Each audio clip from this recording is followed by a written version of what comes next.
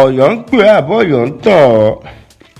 ṣàṣà níbi téèyàn ó dé nílùú ìbàdàn àti tìbútòrò ìpínlẹ̀ ọ̀yọ́ báyìí téèyàn ò ní rí ìwé àlẹ̀mọ́dé ìpolongo ètò ìdìbò sípò gómìnà ìpínlẹ̀ ọ̀yọ́ tí ń bọ̀ lọ́dún 2027 èyí tó ní àkọmọ̀nà ọ̀yọ́ ń pè ọ́. gbàrà táwọn èèyàn sì ti kọ́kọ́ rí ìwé ọ̀hún ni wọ́n ti bẹ̀rẹ̀ sí ní ṣe kàyéfì nípa ọkùnrin tó wà nínú àwòrán náà.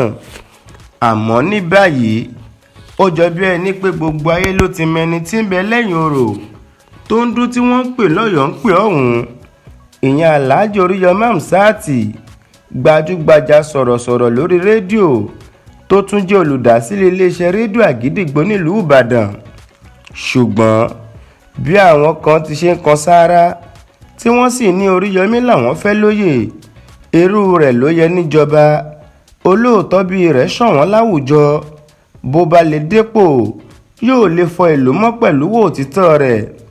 bẹ́ẹ̀ làwọn kan kì í nílò pé kó má dáṣọrú rẹ̀ ṣòro, wọ́n ní kó má borúkọ rere ara rẹ̀ jẹ́ níbi à ń gbégbé òṣèlú, torí kò sí báwo ṣe ṣe bòló olóṣèlú tí ò ní rùngbẹ́.